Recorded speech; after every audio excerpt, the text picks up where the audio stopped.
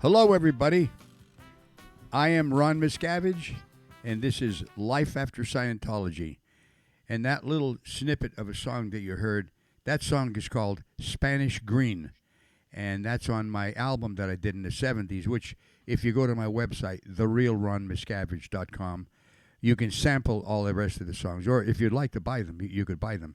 That is one of my favorites, just personally. That and Jazzalujah, I would say, are my two favorites of them. But as a note, on that song itself, when that came out, I remember getting the same amount of royalties on it each year for about 4 or 5 years in a row. It ended up being the signature song for one of the shows in England, one of the radio shows. Anyway, this morning we have Gary Weber back, and Gary Weber has a hell of a story that we ended off the last time, where he was out of the Sea Organization and he was selling vacuum cleaners, and his good friend of his, Don Maines, kind of reached out to this fellow Don Maines, and he helped him out. He's on his own now. He's out of the Sea Org, and his wife's not with him. But what happened is you got declared, Gary, and your wife got fitness boarded out of the Sea Org. Is that what happened? Anyway, here's Gary Weber. Good morning, Gary. And I just gave you a little startup there because I want to make sure we're continuing on where we left off in the last interview. Sure. Well, the plot thickens, I guess you could say. I'm staying at Dawn's. I'm declared a suppressive. My wife's in the Sea Org. In the RPF, or just got out of the RPF, and now into the RPF, which is still, I'm sure your listeners know what that is. Do I have to explain what that is? No, I don't know. No, they know. Okay. So anyway, Kelly's trying as hard as she can to stay in the Sea Org and have her baby. She refuses to have the abortion. So, what happened is I'm declared, that she gets fitness boarded and she has nowhere to go. So she goes back home to California, and I'm in Florida, Clearwater, Florida, staying at Dawn's house. And she gets fitness boarded. And then she's writing to me. She's probably 6 months pregnant at this point in time. And then she's saying, oh, yeah, the International Justice Chief comes on board. His name is Rusty Hilton. My memory's not that good, but I'll tell you what, these episodes that took place back then are so, the long-term memory's there. Yeah. So anyway, Rusty Hilton was the International Justice Chief and said to Kelly Weber, you will not speak to Gary Weber. He's declared suppressive. And she says, well, but I'm 6 months pregnant with his baby, and I'm married. And said, well, you got to divorce him because he's an SP. And then said, well, I need to talk to him. I don't have any money, and I'm fitness boarded, and I'm at my parents' house. How am I going to afford a baby? Anyway, so she said, well, you could write him for money, but all your letters have to go through me.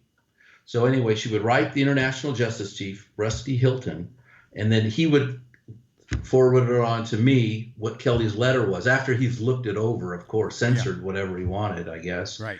And it says, I have the letter. So, man, it'd be weird to be reading those again. It says, but I remember it says, dear honey, I'm 6 months pregnant.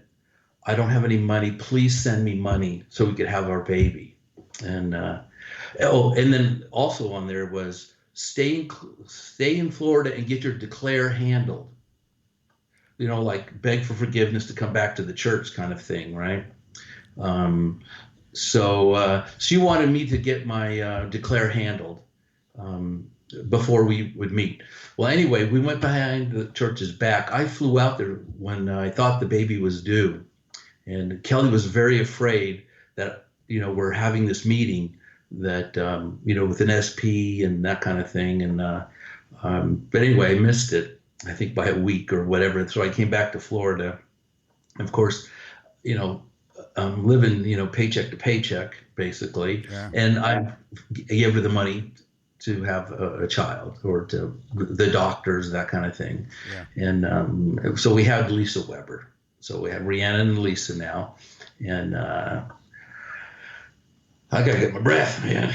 It's a weird story, but yeah, let me get my breath, Ron.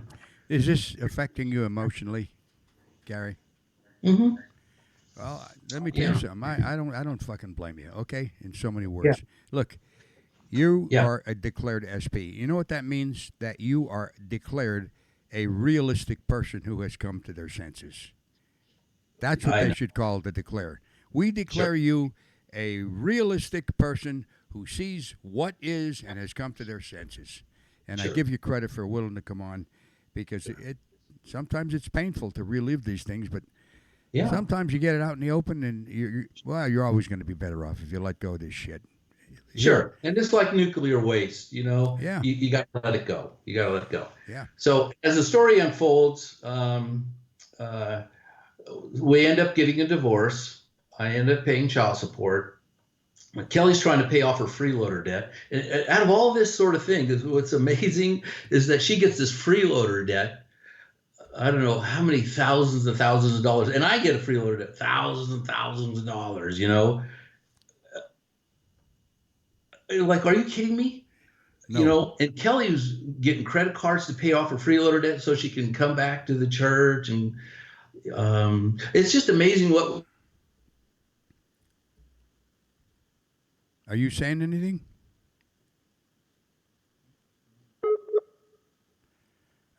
We have a little technical problem here. Um, Do you went off the air for a second, a Gary. professor of Yeah, Gary, hang on a second, buddy. okay, And I don't know if this happened with the yeah, audience out there who's watching this, but you went off mm-hmm. the air. We had a technical difficulty. There was a glitch, and you were Okay, saying, and let's fill that in. You were saying that okay, Kelly was getting all these credit cards to pay off her freeloader debt, and it's amazing that okay. this has happened. And I will fill in something. It is amazing the Sure, state of mind that the Church of Scientology can put you in, where they can pull sure. bullshit like that, and you go along with it, and then beg for forgiveness. But Right. I beg that forgiveness, happened. right? That happened, and you're a perfect case of that. Sure. So anyway, you can But continue with the story from there, buddy. sure. Well, anyway, so life goes on at that point in time. I have to pull myself up by my bootstraps, kind of thing. And I went on and became a flight engineer, and I became a pilot, and started with nothing. I mean, I put in car radios for a living, and then I basically ended up becoming a pilot and a flight engineer, and flew all around the world as a charter pilot. And now I'm an aircraft maintenance inspector. I'm happily married. I got a beautiful wife, based on love, not a condition. It's like, well, if you don't do the dance, that's what I found so amazing too. What love is. I remember getting counseling on what love. I just didn't believe in love when I got out of the church, because I remember Hubbard's policy: love is nothing more than distance, blah blah blah. But unconditional love is amazing, and I found it, and it's the juice of life, and you don't get that juice inside the Church of Scientology. No, you What can't. it's inside there, power. I, Like, now, go back to my children. Now, so anyway, time goes on, and I'm raising my. So I moved back to Los Angeles to be around my daughters, and Kelly, and then I go ahead and I get custody of my two daughters. And Kelly's going back to the church all the time, that kind of thing. But I get custody of my daughters. Anyway, I get married, and the wife that I had couldn't take this Scientology bullshit that was going on all the time. She just couldn't take it, because the kids would go to the mother would take them into the church, the kids would be, and they were in high school. So and when I got out, I didn't want anything to do with religion. yeah. I said, you know what? I just can't deal with religion. But I'll tell you what, that was sort of a trap in a way too, because I didn't raise Rhiannon and Lisa with any form of religious um, knowledge kind of thing. Right. But Kelly was taking them into the church all the time. Yeah. So anyway, one time that the kids went to the mother's house and Kelly wouldn't bring them back. And then this is more horror stories. And, they're in high school and Kelly gets Rhiannon to sign the Sea Org contract with Lisa. And,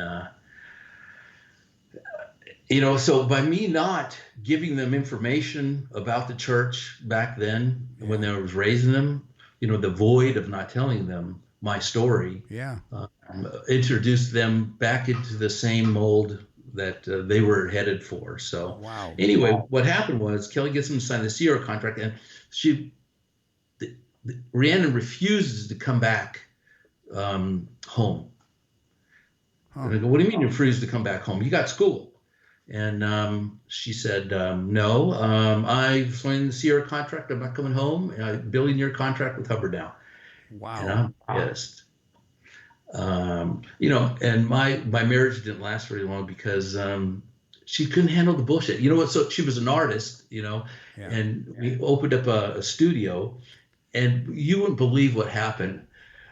The Church of Scientology opened up, one of their missions right next to my art studio. And of course, that wasn't planned, I'm sure. I mean, if it was, it's pretty diabolical, but I doubt it.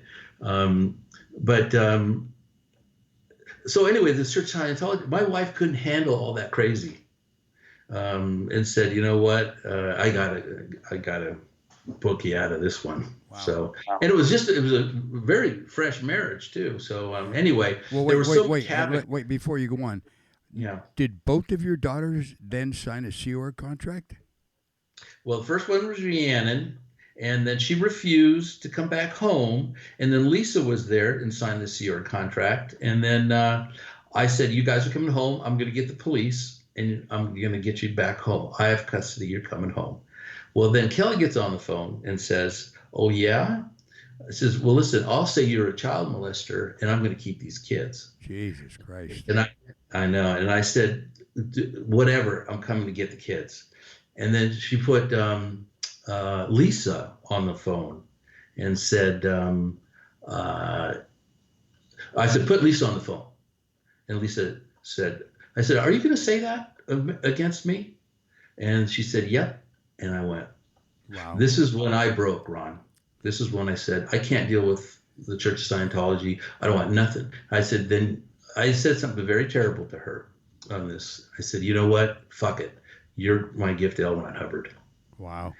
And I regret that, but I was so hurt and broken that Kelly would do something like that, diabolical, and get my kids involved and sign the Sea Org contract. And I'm still, at that time, so broken from the effects that it had on me. That's actually when I sought help, Ron, when I actually went to a counselor and I said, man, I'm a wreck. I need help. Well, let me tell you something. That story you just told, let's face it, that's Scientology at its finest. Mm-hmm. That's one of the finest hours. They accomplished what they wanted to do. They broke up a family, disassociated the father's love from his children, so he can't find that love and they can't find it for him. That's their finest actions, and they should be fucking proud of themselves. You accomplished what you really set out to do. Mm-hmm. And then I get these letters from Rhiannon and Lisa, and you can post them if you want. And it's, I love you, Dad, so much. Please come back to the Church of Scientology so we could be a family again. Yeah. And it was written and it's so funny. You should post it. At the end, it says, "I'm writing this on my own free will," right? Yeah. And then 1 month later, or within a month, I get the same sort of letter from Lisa. "Dad, let's be a family. Let's talk, but I cannot talk to you. You're post a letter." you know, Mm-hmm. saying, you got to be a member of the Church of Scientology for us to come back to be a family again. Yeah. And then I had to ask myself, do I surrender everything for this? Yeah. You know, it's That's the pretty. question. That is the question. So I wrote back, and I'm not sure if they got it. I said, I love you guys unconditionally, Yeah. and that'll never be broken. You could leave me, but I'll never leave you. And let me tell you Uh, something. And maybe in their heart they do love you unconditionally.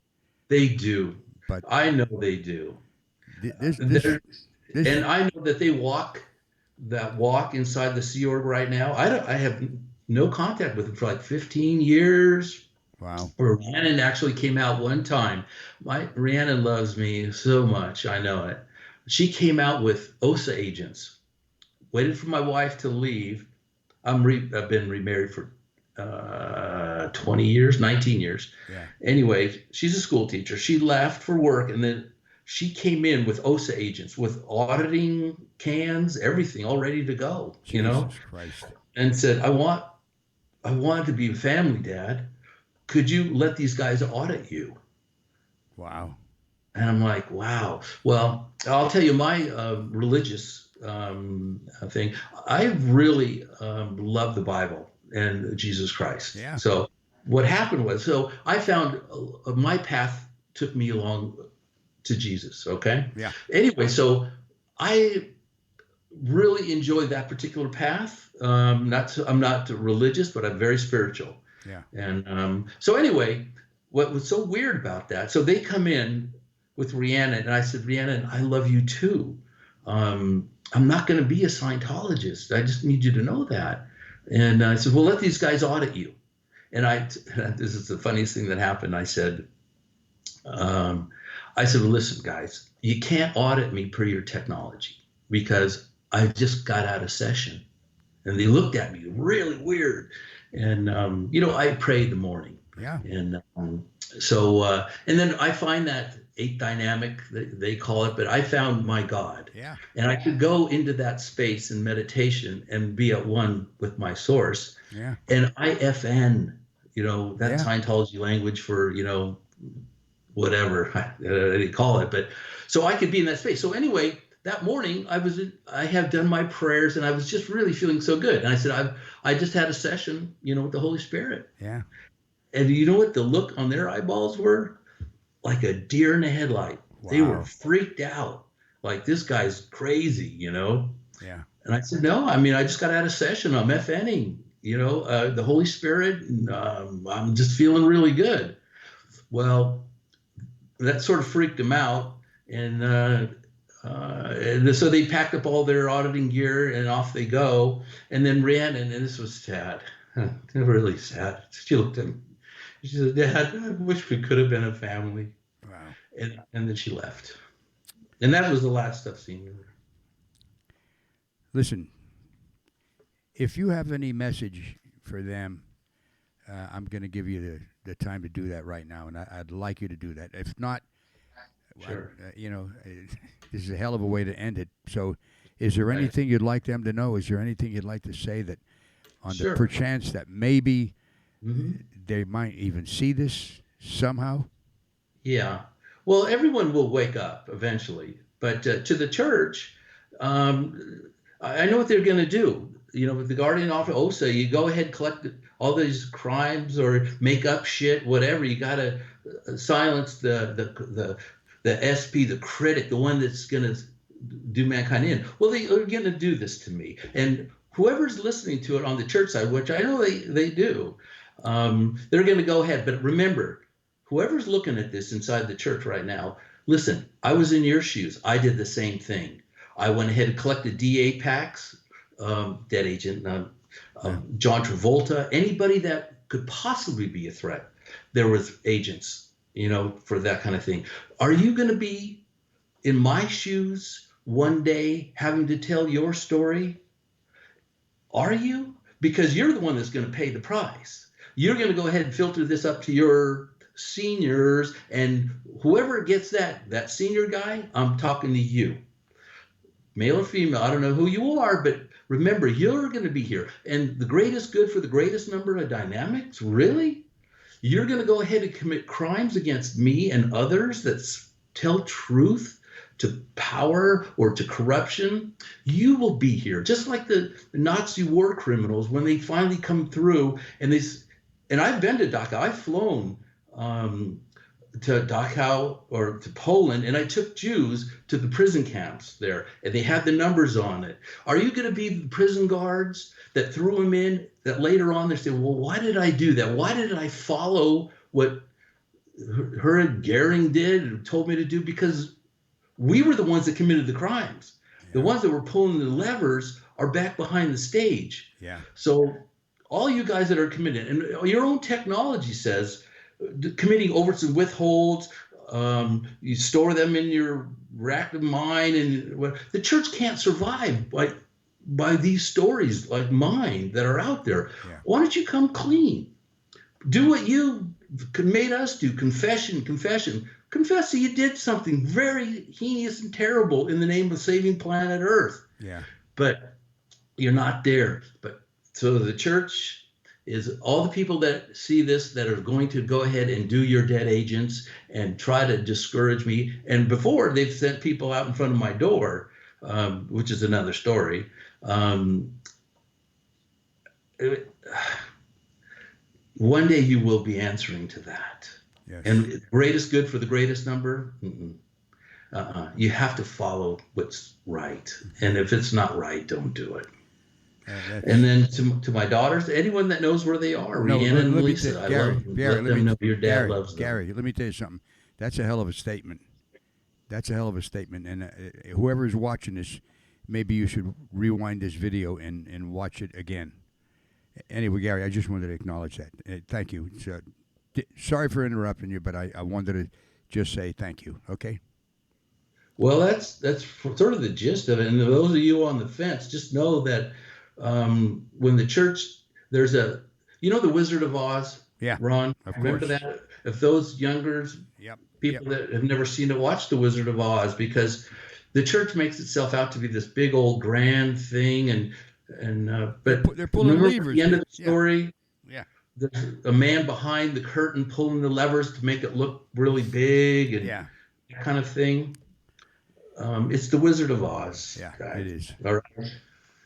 And then, you've come to the end, or the OT 20 or whatever it is. I don't know.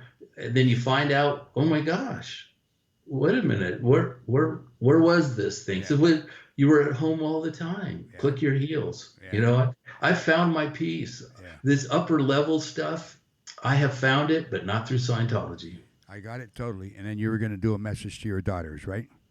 Yeah, I love you guys. I know your disconnection is based on wanting to be free and helping others, and I did the same thing, and I disconnected. I mean, I come back one day, and if I'm not around by the time that you wake up, Ron, thanks for having this podcast, because it will stand. And then Rhiannon, if I'm not around or whatever, I need you to tell your story. And I know the church, if you're still inside the church, you'll manufacture lies, you'll do whatever it is to protect the church. But if you're outside the church, tell the story. Yeah. Because people need to wake up. The church needs to come clean. It needs to reform itself. I mean, it has some good things in it, but when you lose your mind, anyway, Rhiannon, I love you guys. Lisa, I'm with you. Thank you, Gary. Mm-hmm. I say thank you. You're welcome. And thank you for appearing on the show. And I'll tell you, all of you watching this, do yourself and us and everybody like Gary and who have come forward, please spread this. Send this out to other people to watch this show. And, if you haven't subscribed, hit the bell so you'll get notifications on future shows. But whatever you do, get this as broadly distributed as you possibly can. And if you'd like to help, again, just go to the site, my site, therealronmiscavige.com, and you can become a Patreon also. But for now, Gary, I wish you the best, and I want to thank you very much for being on the show with me. Okay. You're very welcome, Ron. And thank you for interviewing me. Well, that does it for today. And again, I'm Ron Miscavige. This is Life After Scientology. I will see you on the next show. Bye-bye for now.